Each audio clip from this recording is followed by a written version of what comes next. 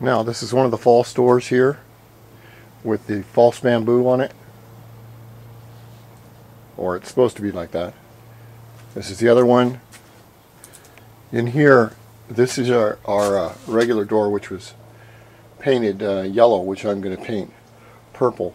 But the reason I'm doing this video is because I've seen some videos on cutting lines with paintbrushes, and I'll tell you what, I'm frankly appalled. I think that if you're a professional painter and you know what you're doing, that's one way of teaching it, but I've seen people that absolutely have no idea what they're doing. And I've seen people that have an idea of what they're doing, but they're not showing it correctly, and which is that's just the way it is. Now this door in here, this is what I'll show you, and I did this room a few years ago. It's kind of cool. But this door right here, for instance, and everything will take 2 coats.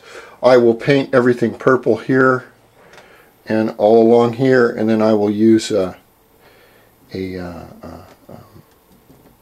lighter trim purple.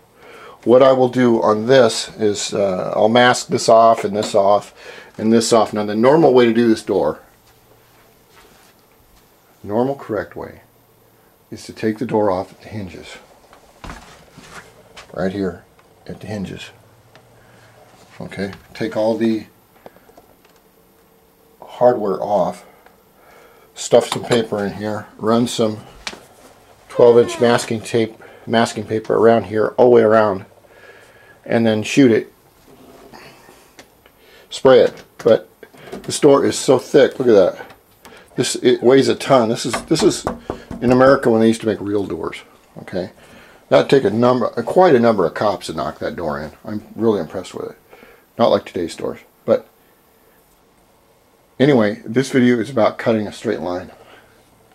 And I've seen the use of masking tape to cut a straight line, like yellow along here, or as you can see, I wish the light were better in here, but yellow up along this ceiling. Now that's a good cut if you look all the way down the line. And I cut this before I started to professionally paint, before I went into a paint company where they took the time to teach this old man how to get better at my skill. Okay, so we're going to work on this door out here. I'm going to show you how to cut a line. Well, not this door, I'm sorry, this door frame out here. I'm going to show you why it's cut the way it is, what we use, what you can use. The first thing is keep an open mind. There's a lot of videos on YouTube on painting, and I would suggest to anyone to learn as much as they can from as many people as they can. Now we're going to use the purple, which I have on here. I'm also going to use the body paint. And if you see a painter,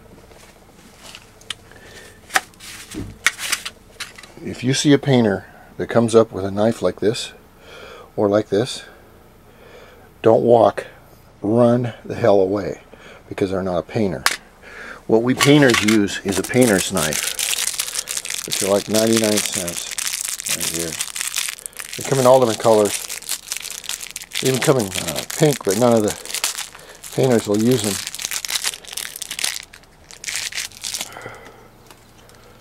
These are like a little X-Acto knife, but the thing about these painters' knives is that they have a long blade on them, in case that you may need to get into, see the blade flexes here, okay, in case you need to take off this masking tape. And you notice this is blue masking tape. So first thing is get yourself a painter's knife at a paint store. I get mine at Sherwood & Williams. That's all we have in this little town. Then what you want to do is you want to get yourself a comfortable paintbrush to cut in with. This is a fence brush. These are blue bottles. They're Astro Glides, or they're, let's see, Purdy Pro Glides. I call them blue bottles because they're blue.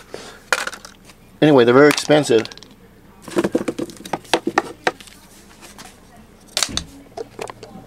Now, what I've done here to this door, just to show you how it can be done, the simple way, if you know what you're doing, is you don't get any paint on the inside of the jamb or the top or on the stem, which is around here. The reason I don't do it is because paint has thickness, and it's just like a cabinet that if it fits very tightly and you add a 1/2 millimeter here and 1/2 millimeter right here, then you're going to add a millimeter to the width and it's not going to sit right. But that's in a later deal. What you want to do is you want to put down a bunch of either,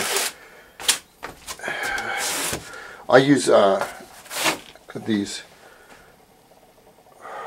shields, spray shields that come in a box of 50, and they can be used for a lot of things. You can cut them up, that'll be another video. I have a little piece of aluminum on the bottom that I don't want to get paint on, and what I've done is I use 1.5" masking tape. We don't use inch masking tape. We don't use 2-inch. We use 1.5". Basically, that's all we use. There's a lot of reasons for that. I've masked around here. Generally, I would take these off, but I don't want to do it because I'm too lazy, and I'm not going to do it that way. So I will give this one coat of purple, then another coat. I have put tape around the eye hole, and then I cut around the eye hole. Now remember, when you tape things, okay, you don't need to tape you don't need to get all this all sticky.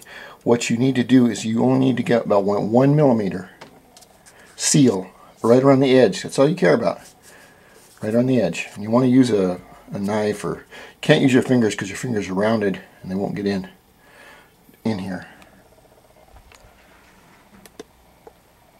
But that's what I'm going to do next, and then this will be a 2-part video.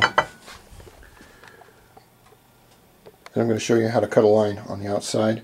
I'm always experimenting with new ways. I'm very proficient with Graco sprayers, big dogs, 9-inch, 10-inch, 11-inch, 18-inch rollers, power rollers, back brushing. But painting with a paintbrush is an art. And a lot of guys on the internet have shown what they do, and it's good that they show you. People should not criticize anyone.